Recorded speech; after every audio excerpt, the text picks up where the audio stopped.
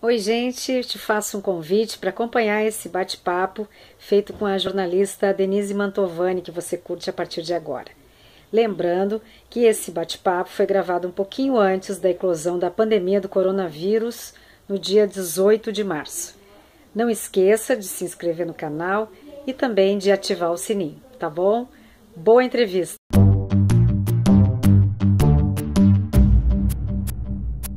Este é o Bate-Papo Amélie. Se inscreva no canal, ative o sininho para acompanhar as programações das entrevistas aqui feitas. Hoje a gente recebe uma convidada muito especial, a Denise Mantovani. Denise, muito obrigada pela tua presença aqui no Amélie. Obrigada, Patrícia. É um prazer estar aqui com vocês também. Um oi para os ouvintes também. Nós que agradecemos. A Denise é doutora em Ciência Política pela UNB, com pós-doutorado na mesma instituição em estudos de gênero, raça e classe. É jornalista. Na pesquisa acadêmica, ela trabalha com feminismo e os movimentos feministas. É responsável também pelo podcast Feminismos e Sociedade no Sul 21. Denise, te agradecendo mais uma vez, conta um pouco da tua trajetória, por que tu vem te dedicando a estes temas? Bom, então, Patrícia, mais uma vez, obrigada pelo convite. É um prazer estar aqui, a gente conversar um pouco sobre esse tema. E eu te diria assim que essa atenção para o tema do feminismo, na verdade, acho que nunca foi muito distante de mim, pelo fato de ser mulher. Então, assim, a gente ao longo da vida vai se dando conta de alguns momentos em que você percebe que tem uma desigualdade que acontece com a gente e que ela parece ser porque somos mulheres. Então isso sempre foi um aspecto que eu tinha uma atenção, mas eu nunca fui focada nisso porque trabalhava com jornalismo. A gente foi colega, inclusive, nesse período como jornalistas, trabalhava com jornalismo político e nesse processo profissional do jornalismo, houve um determinado momento da minha trajetória em que eu, trabalhando em Brasília, tive a oportunidade de começar a desenvolver estudos na pós-graduação. E eu, como trabalhava com jornalismo político, tinha interesse em olhar para a sociedade, começando pela mídia, estudar a sociedade a partir da mídia, mas sobretudo nas relações de poder, né? E quando eu vou para o mestrado e logo em seguida no doutorado eu vou estudar as eleições de 2010 e como que o aborto entrou no processo eleitoral, nos discursos eleitorais de 2010, eu descubro a teoria feminista dentro da ciência política. E foi como se eu percebesse, nossa, isso, como é que eu não parei para olhar para isso antes, né? E a partir desse momento eu comecei a dedicar os meus estudos teóricos de mídia para estudos feministas. Então, estudos de gênero, estudos sobre as desigualdades que se produzem na sociedade a partir do recorte de gênero, de raça, de classe social, de sexualidades. E eu comecei a olhar para a sociedade tendo essa preocupação teórica e também empírica de tentar entender por onde passam essas estruturas que vão perpetuando desigualdades entre nós, né? Então foi um pouco rapidamente nesse processo que eu me aprofundei, e aí eu fiz um doutorado, comecei as teorias feministas dentro do campo da ciência política, porque eu tenho interesse em olhar para as relações de poder, quem tem poder e onde, por quê, e fiz um pós-doutorado daí focada nas teorias feministas, olhando para essas desigualdades cruzadas.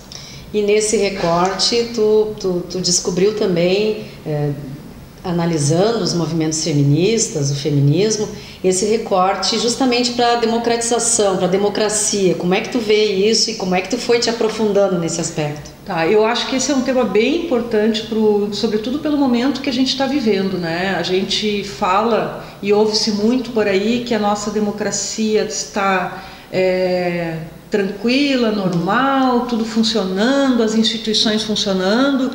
E eu gostaria assim de reforçar, e por isso eu acho que quando a gente olha para os grupos sociais na sociedade, você consegue perceber para além das instituições, Porque uma coisa é você ter as instituições da democracia, que seria o quê? O Estado, o Legislativo, o Judiciário, o processo eleitoral acontecendo periodicamente, as pessoas votando. Isso é uma parte da estrutura, da lógica, da normativa da democracia. Sim. Mas quando você olha para a democracia e vê, bom, de que forma aquele conceito genérico de igualdade, de liberdade de ir e vir, ou de distribuição, como ele se estabelece no conjunto da sociedade, da população. Aí você começa a ver que a democracia tem problemas. Claro. Né? Por quê? Porque você tem as instituições sob o controle de determinados grupos políticos e de poder, que é uma elite, mas ela tem um olhar que privilegia determinados grupos. Certo. E a grande maioria da população, ela perde direitos. Né? Então, se a gente olhar para o momento de hoje, eu te diria, e essa é uma opinião pessoal, você tem, de fato, as eleições acontecendo. Né? Eu chamo atenção para o que aconteceu em 2018, o episódio do WhatsApp e das manipulações via redes sociais, do meu ponto de vista, é gravíssimo. E me parece que assim, ali falta uma investigação profunda para entender que tipo de interferência aconteceu nesse mecanismo, o processo eleitoral. Segundo, você tem um Congresso que tem uma representação política baixíssima. Sim. 85% da representação política do Congresso Nacional hoje é formado por homens brancos, de uma classe social, a maior parte deles, elevada. Você não tem mulheres, que ali compõem apenas 15%, você não tem mulheres negras, praticamente, é 1%, homens negros também é quase 1%, talvez até menos. Então você tem um desequilíbrio profundo na representação social, e isso vai impactar as demandas. Claro. Então, que tipo de demanda estão sendo discutidas no Congresso, que tipo de votação está sendo feita, para que interesse? Claro. Eu te diria, interesse do mercado.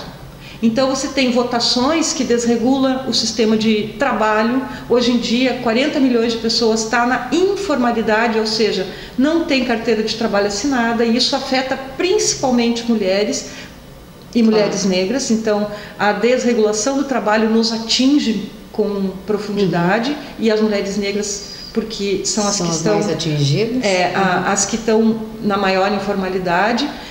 Você tem uma desigualdade no sistema de saúde, por exemplo, no sistema educacional. Então você começa a ver que assim, nos últimos anos, e eu vou chamar a atenção especificamente a partir de 2016, quando a gente tem um processo que começa logo depois da eleição da Dilma em 2014, mas 2015 você já tem todo um movimento de elites que tem o controle sobre a política, sobre o sistema econômico, e atuam para romper um modelo de governo dentro do sistema democrático, por dentro das estruturas da democracia, judiciário, legislativo. Cria um impeachment da Dilma, que na minha opinião é isso. Você teve ali uma construção narrativa de condenação, cria um impeachment contra ela, e a partir daí todas as conquistas da sociedade que procuravam distribuir mais a renda, procuravam equilibrar mais a distribuição, políticas públicas, atendendo aos grupos sociais que são mais desfavorecidos. Você começa a ter desde então, uma ruptura nesses modelos. Então eu te diria assim, que hoje a democracia, ela tem a gente vive numa situação grave, eu diria, porque você tem, a partir de um processo eleitoral em 18, que ele teve uma manipulação do ponto de vista não do sistema, que não é o que o Bolsonaro está falando, ele teve uma manipulação de fora, patrocinada por grupos empresariais que o apoiaram nas redes sociais. E ali você manipulou o quê? A opinião das pessoas e a construção da sua decisão sobre o voto. Claro, então, isso quem foi afetou votar? A representatividade no Congresso. No Congresso e a própria eleição dele. né? Que foi uma eleição, por isso que eu digo manipulada, porque ela atuou sobre a consciência das pessoas e na forma que elas construíram as suas escolhas, né? Não digo que todas, mas uma boa parte delas foi influenciada por essas guerras de WhatsApp, né? Então, esse eu acho um tema gravíssimo e eu acho que, assim, a partir dessas questões você começa a olhar para que democracia nós estamos falando. Pois é, isso causa retrocessos. Total, muitos. Então, quando eu olho, por exemplo, e eu participei quando estava na universidade, participava de um grupo de pesquisa em Brasília que chamava-se Demodê, que é justamente democracia e desigualdades. Você olha para o sistema democrático, representativo, liberal que nós temos no Brasil e vai dizer assim, bom, onde esse sistema atua para aqueles que precisam mais. Aí você começa a ver as desigualdades, a profundidade das desigualdades e que com a eleição do Bolsonaro se aprofundaram. Então hoje, se você olhar as políticas públicas que foram sendo construídas desde o início dos anos 2000 até 2015, 14, 15 no máximo ali, porque a Dilma praticamente não conseguiu governar. Você tem um conjunto de políticas públicas, uma democratização do Estado brasileiro com conselhos, com processos como orçamento participativo, enfim, que foram avançando em demandas. Hoje, tudo isso retrocedeu. De democracia representativa que eram garantidas e que acabou tendo um retrocesso. Isso, porque você vai construindo, além da representação de um grupo no parlamento, a participação, vai incentivando as pessoas, como nós vivemos em Porto Alegre por um período de tempo, o processo do orçamento participativo. Você vai criando um sistema social em que as pessoas vão se acostumando a participar, demandar, cobrar, fiscalizar e o recurso público ser distribuído para quem precisa. Hoje você vê uma inversão total e o dinheiro ele é usado para segurar o mercado. Nós estamos vivendo hoje uma crise profunda no mercado mundial, que está relacionado com esse tema do coronavírus, e você olha para o Estado e as tensões sobre o Estado brasileiro que estão vinculadas ao quê? Rupturas de modelos para atender o mercado, né? Atender as demandas do mercado. Então, e o que as mulheres têm a ver com isso? Pois é, não é uma tendência mundial de mercado dominar. É uma tendência. Eu queria provocar assim, a questão do WhatsApp, não é só o modelo é o mesmo, só muda a mídia. Não, eu acho que tem uma diferença importante, tá? Primeiro, assim, a tendência mundial, tá? É uma tendência mundial porque nós vivemos uma sociedade capitalista. Então, o mundo é capitalista e o capitalismo vive do quê? Da exploração. Então, qual é o meu papel nesse sentido? É não naturalizar isso, denunciar e as feministas, quando a gente diz que os movimentos feministas anticapitalistas se relacionam de uma maneira diferente com movimentos, por exemplo, inclusive feministas liberais, porque a gente questiona esse ponto. O capitalismo é uma estrutura econômica e social de organização da sociedade que vive da exploração. Qual é a exploração mais profunda? Das mulheres, dos negros, das populações e comunidades tradicionais, povos originários. Então, nós vivemos na América Latina um país que no modelo capitalista talvez nunca consiga estar numa situação de desenvolvimento pleno, porque somos um país que o capitalismo procura sempre explorar. E de novo, e o que isso tem a ver com as mulheres? Pois essa é a pergunta para a gente já se encaminhando para o nosso encerramento. O que se vislumbra? Tem tudo a ver com as mulheres. Porque as mulheres têm toda uma demanda reprimida, que as mulheres estão cada vez mais organizadas. O que se vislumbra no final desse caminho? Bom, Patrícia, eu acho que a situação ela é muito complicada, gravíssima, eu diria, porque você tem um retrocesso em diversas áreas. No caso das mulheres, por exemplo, se você for olhar, é brutal o que está acontecendo. A gente tem uma perda de políticas públicas que vinham sendo construídas a partir da luta das mulheres, dos movimentos feministas, movimentos de mulheres e movimentos mistos em favor das mulheres no Brasil. Você tem assim aumento da violência, feminicídio, violência doméstica, você tem uma perda de solidariedade, você tem mais famílias morando nas ruas e isso afeta as mulheres, você tem um aumento de desemprego, um aumento da desregulação de trabalho, onde as mulheres são as principais vítimas do trabalho informal, do trabalho irregular, sobretudo as mulheres negras. E tem um avanço do conservadorismo. Também, e esse é um problema fundamental para as mulheres, porque ele nos atinge naquela relação, e que eu diria, patriarcal, né? Em que você tem o governo autorizando e naturalizando relações de violência dentro de casa. Você tem o governo propagando discursos que trata as mulheres como seres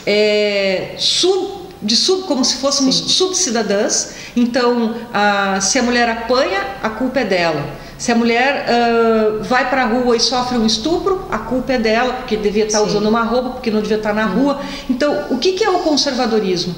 O conservadorismo, e aí eu diria, não é apenas aquele grupo que não deseja mudanças, mas nós vivemos um conservadorismo reacionário, que é um conservadorismo que reage violentamente a possibilidades de mudanças. Que mudanças? Eu vou remeter de novo a todo o processo de mudança que vinha acontecendo no período dos anos 2000, de 2000, 2002, 2003, sobretudo, até 2015, quando processa-se o golpe contra Dilma, e você tem então um golpe, uma retomada machista, patriarcal e racista do poder brasileiro. Há esperança? Eu creio que sim, Patrícia. A gente não deve nunca perder as esperanças, né? E eu acho que a própria dinâmica dos movimentos sociais, a dinâmica dos movimentos feministas, dos movimentos de mulheres mostram que estamos todas vivas e resistindo. Eu acho que a palavra-chave nesse momento, para a esperança, é preciso haver também resistência. E eu penso que a gente tem se fortalecido na própria luta cotidiana, desde quem está realmente nos movimentos sociais, políticos ou partidários, mas também as mulheres que estão no seu cotidiano de vida enfrentando essas ondas conservadoras e reacionárias que atingem a todas elas, a seus filhos, né? E eu acho que a gente não deve nunca perder a esperança. E nós vamos conseguir em algum momento reverter e transformar esse mundo e a forma como a gente hoje está vivendo esse ambiente violento, enfim. Então eu tenho esperança e é por isso que a gente atua e convive com os movimentos feministas, porque a nossa marca é não desistir nunca. Denise, obrigada pela tua presença, obrigada pela sua audiência e não esqueça, se inscrever no canal e ativar o sininho. E obrigada à equipe do Baden Cafés Especiais. Até uma próxima!